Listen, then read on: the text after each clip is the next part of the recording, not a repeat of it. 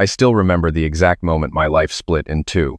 It was a Tuesday night, November 14th, and I was sitting in my truck outside my own house in Katy, Texas, watching my wife's boss walk through my front door like he owned the place.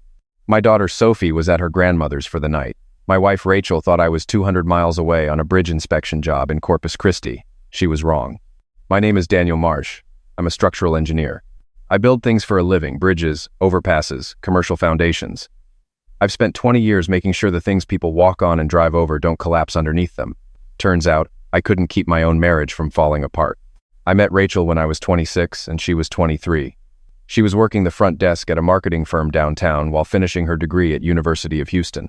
I walked in to drop off blueprints for a client presentation, and she looked up from her computer with this smile that just stopped me cold. We talked for 10 minutes about nothing: the weather, the construction noise outside, her coffee mug that said I survived another meeting that could have been an email. I asked her to dinner before I even realized what I was doing. We got married 2 years later at a little chapel in Fredericksburg. Her father walked her down the aisle and shook my hand at the altar and said, "Take care of my girl, Danny." I told him I would. I meant it. We bought a house in Katy, a 4-bedroom with a big backyard and a 2-car garage. Rachel climbed the ranks at her company, eventually becoming a marketing manager. I took on bigger projects, earned my PE license, started pulling in good money. When Sophie was born, I thought life couldn't get any better. For a while, it couldn't. But somewhere around Sophie's 5th birthday, things started to shift. Rachel got promoted to senior account manager, reporting directly to the VP of marketing, a guy named Kevin Driscoll. 42, divorced, drove a black Mercedes AMG, wore suits that cost more than my truck payment. Rachel started coming home later, started talking about Kevin's vision for the department, started dressing differently: heels instead of flats, perfume I didn't recognize. I told myself I was being paranoid. I told myself she was just excited about work. I told myself a lot of things that weren't true. The first real sign was the phone. Rachel had never been secretive about her phone before. We knew each other's passwords, left our devices lying around the house without a second thought. Then one night I picked up her phone to check the weather app and she snatched it from my hand so fast she nearly dropped it. "That's mine," she said, and the look in her eyes wasn't embarrassment. It was fear. I didn't say anything. I just watched. Over the next few weeks, I noticed patterns. She'd step outside to take calls. She'd angle her screen away from me on the couch. She started working late every Wednesday and Friday. One Friday, she told me she had a client dinner and wouldn't be home until midnight. I checked our bank statement the next day. No restaurant charge. Nothing. I'm not a tech guy, but I'm not stupid either. We had a Ring doorbell camera and 2 interior security cameras, one in the living room, one covering the back door. I'd installed them after a string of break-ins in the neighborhood 2 years ago. Rachel knew about them, of course, but I guess she forgot. Or maybe she just didn't care anymore. I set up the app on my work laptop and turned on motion alerts. The first notification came on a Wednesday afternoon at 2:47 p.m. I was at a job site in Sugar Land reviewing foundation specs. My phone buzzed. I opened the app and watched a black Mercedes AMG pull into my driveway. Kevin Driscoll stepped out, straightened his tie, and walked to my front door. Rachel opened it before he knocked. She was wearing a dress I'd never seen. He stepped inside. The door closed. I sat in my truck for 11 minutes staring at that footage. I replayed it 4 times. Then I closed the app, drove to a gas station, bought a bottle of water, and sat in the parking lot until my hands stopped shaking. That night I went home and cooked dinner like nothing happened. Grilled chicken, mashed potatoes, green beans. Sophie talked about her day at school. She was learning about butterflies in science class. Rachel smiled and nodded and asked all the right questions. I watched her across the table and thought, "Who are you?" Because the woman I married wouldn't do this. But the woman sitting in front of me clearly would. I didn't confront her. Not yet. I needed more than one clip. Over the next 2 weeks, I collected footage from 6 different occasions, every Wednesday, every Friday. Same Mercedes, same routine. On the 4th visit, I noticed he was carrying an overnight bag. On the 6th, he showed up at 11 a.m. on a Saturday when I'd told Rachel I was working a half day. She'd sent Sophie to a play date. I saved every clip to a USB drive and made 2 copies. Then I called my buddy Marcus, who'd gone through a nasty divorce 3 years back.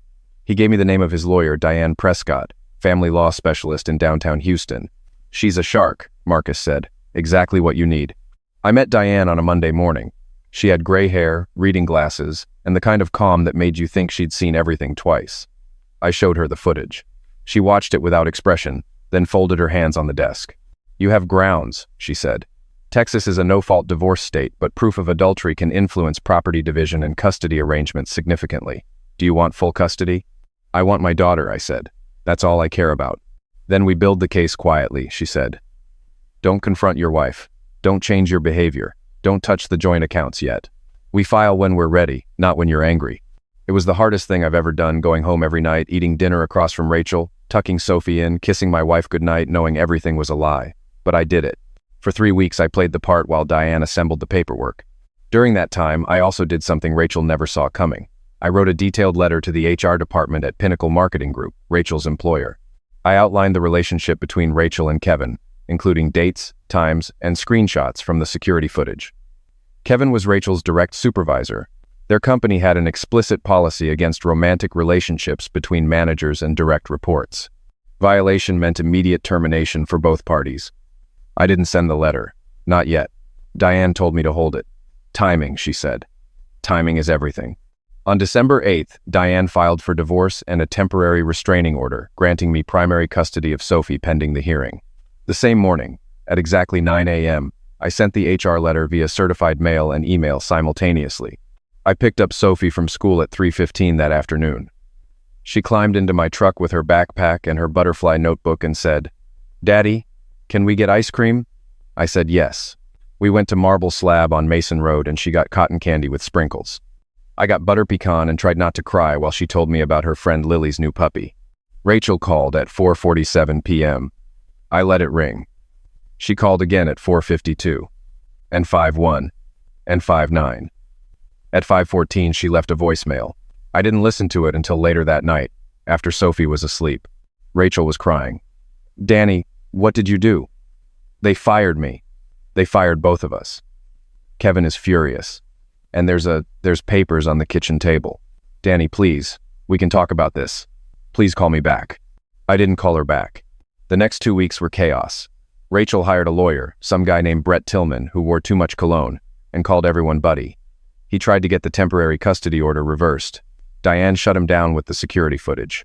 The judge, a no-nonsense woman named Patricia Kendall, watched 30 seconds of the first clip and said, "I've seen enough. Temporary order stands. We'll set a full hearing for February." Rachel moved in with her parents in spring. I stayed in the house with Sophie. Every morning I made her breakfast: scrambled eggs, turkey bacon, toast with strawberry jam. Every night I read her a chapter from Charlotte's Web. She asked about her mom once, on the third night.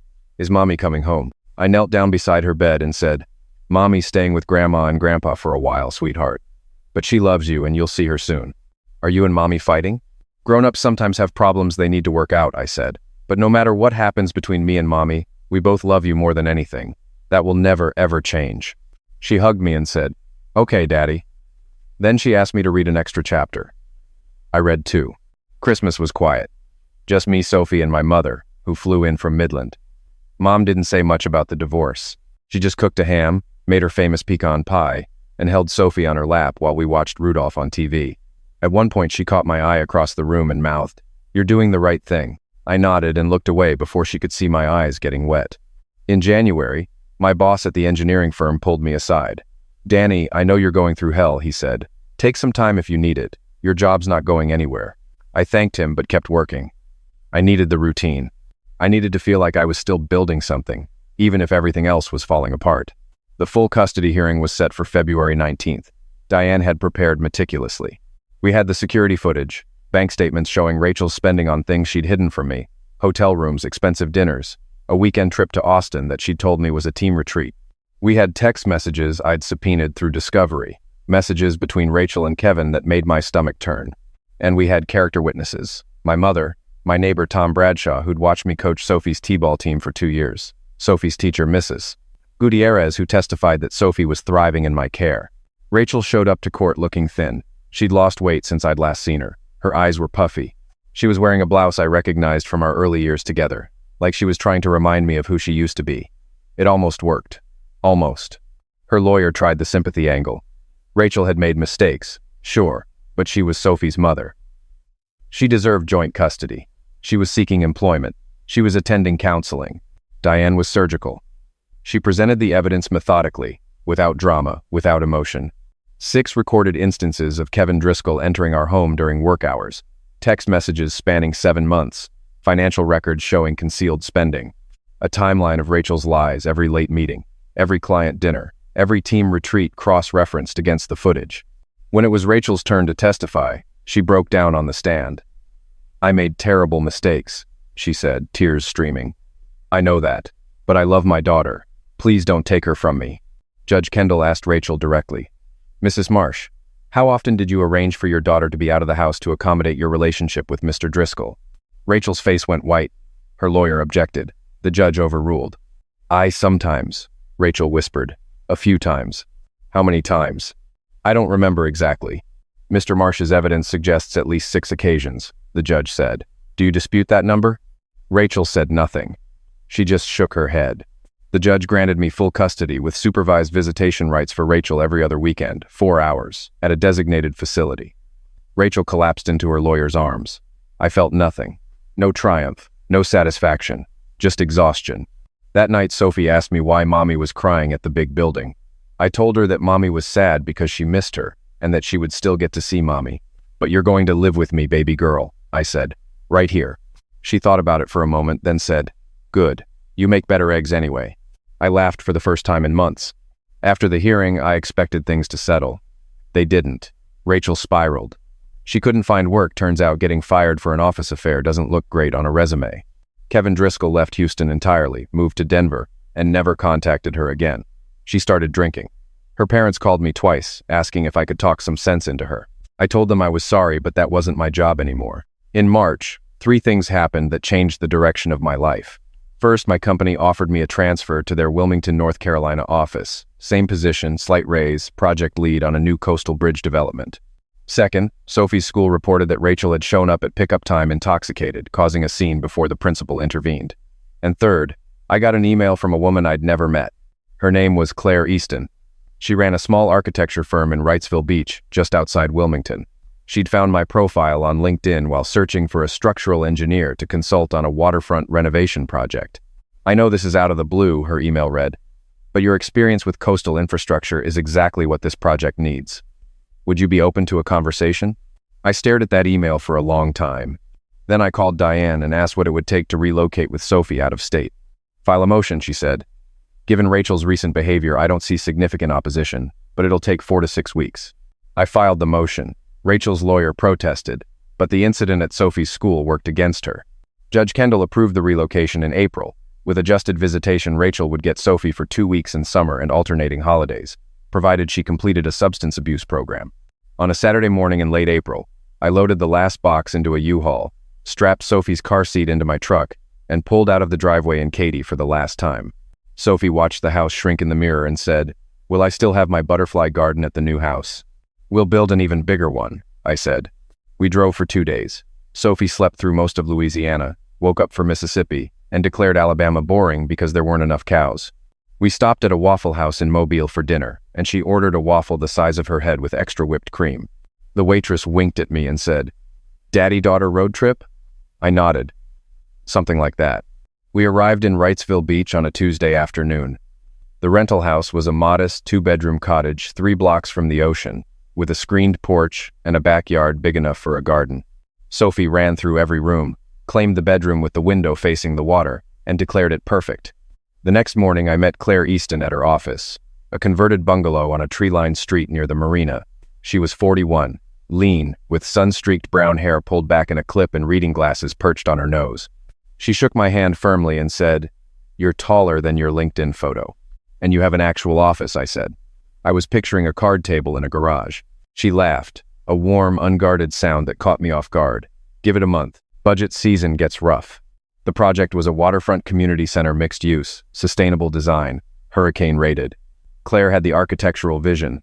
I had the structural expertise. We spent 3 hours that first meeting going over plans, debating foundation approaches, arguing about load-bearing walls with the kind of intensity that made me realize I hadn't felt genuinely engaged in anything outside of Sophie in months. Over the following weeks, I settled into Wrightsville Beach in a way I hadn't expected. Sophie started at Wrightsville Elementary and made friends fast, a girl named Mia who lived 2 houses down and shared her obsession with butterflies. I enrolled her in a kids' surf camp on Saturdays, which terrified me and delighted her in equal measure. I found a church not because I was particularly religious, but because I wanted Sophie to have community, and because the pastor, a retired Coast Guard chaplain named Tom Hensley, seemed like someone worth listening to. Pastor Tom had a way of asking questions that made you answer honestly whether you wanted to or not. After a Sunday service in May, he pulled me aside and said, "Danny, you carry yourself like a man who's still at war. The battle's over. You won. But you haven't come home yet." I told him I was fine. "No one who says they're fine is fine," he said. "Come talk to me sometime. No agenda. Just talk." I went back the following Thursday, and the Thursday after that. Somewhere around the fourth visit, I stopped pretending I was okay and admitted that I was angry not at Rachel, not anymore, but at myself, for not seeing the signs earlier. For all the nights I worked late while my marriage rotted. For the fact that my 7-year-old daughter now lived in a different state from her mother because of choices neither of us could take back. "Guilt is a heavy thing to build a new life on," Tom said. "You didn't cause what happened. You responded to it. And you protected your daughter. That's not something to feel guilty about." Meanwhile, work with Claire deepened. We spent long hours at job sites, reviewing specs, solving problems in real time. She was brilliant, meticulous, and opinionated in a way that challenged me without exhausting me.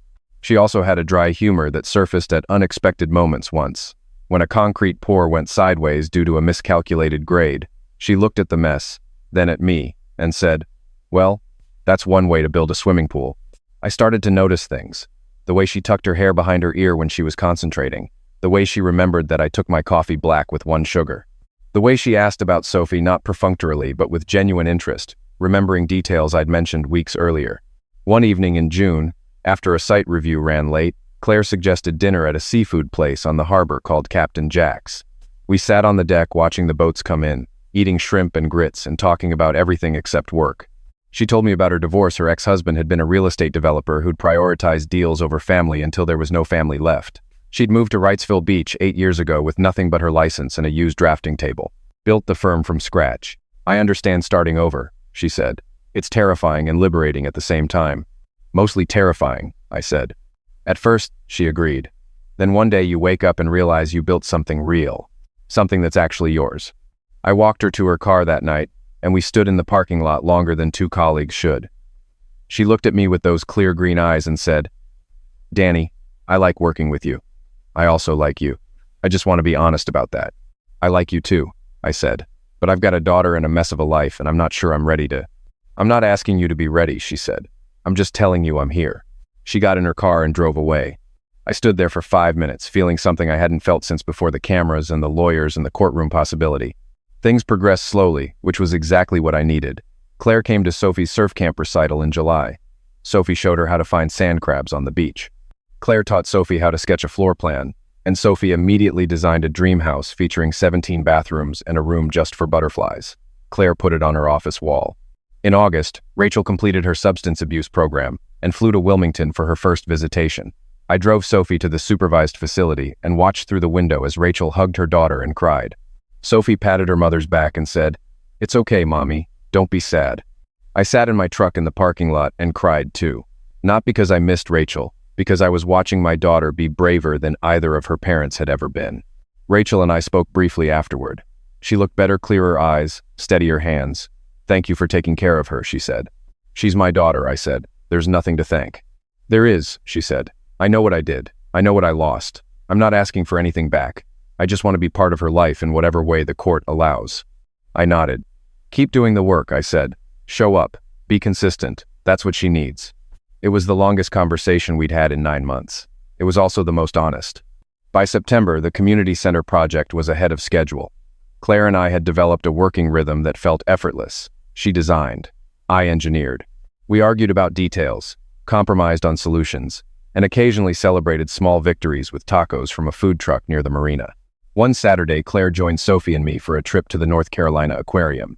Sophie held Claire's hand through the shark tunnel and whispered, "Claire, do sharks have feelings?" "I think they do," Claire said. "They're just not very good at showing it." Sophie looked up at her. "Like Daddy?"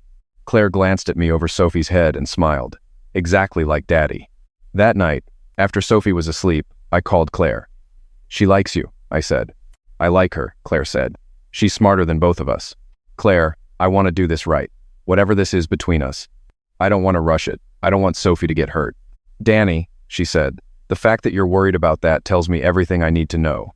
In October, I asked Claire to dinner, a real dinner, not a post-work thing, not a group outing. I put on a button-down shirt and drove to her house and opened the car door for her and took her to a restaurant in downtown Wilmington with white tablecloths and candles. She wore a blue dress and earrings I'd never seen, and when she sat down across from me, I thought, this is what it feels like when the ground stops shaking. We talked for 3 hours. About the future. About what we wanted. About whether two people who'd both been broken by marriage could trust each other enough to try again. I don't need perfect, she said. I just need honest. I can do honest, I said. The following spring, I bought a piece of land near the Intracoastal Waterway, just over an acre, with live oaks and a view of the marsh. Claire designed the house. I engineered the foundation. We built it together. Literally, I poured the footings. She chose the windows. Sophie picked the paint color for her room, a shade of lavender called butterfly wing. We moved in on a Saturday in May. Sophie ran through the empty rooms, her footsteps echoing on the hardwood floors, and shouted from her bedroom, "Daddy, I can see the water." I stood in the kitchen watching Claire unpack glasses from a cardboard box, humming something to herself. She caught me looking and said, "What?" "Nothing," I said, "just grateful." She put down the glass, walked over, and kissed me. Me too. In June, Rachel visited for her summer visitation.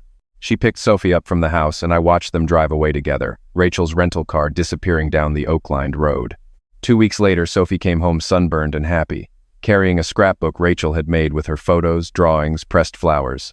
On the last page, in Rachel's handwriting, it said, "For Sophie. Love always, Mom." I put the scrapbook on Sophie's shelf next to Charlotte's Web. On a warm evening in September, Claire and I sat on the porch watching the sun drop behind the marsh.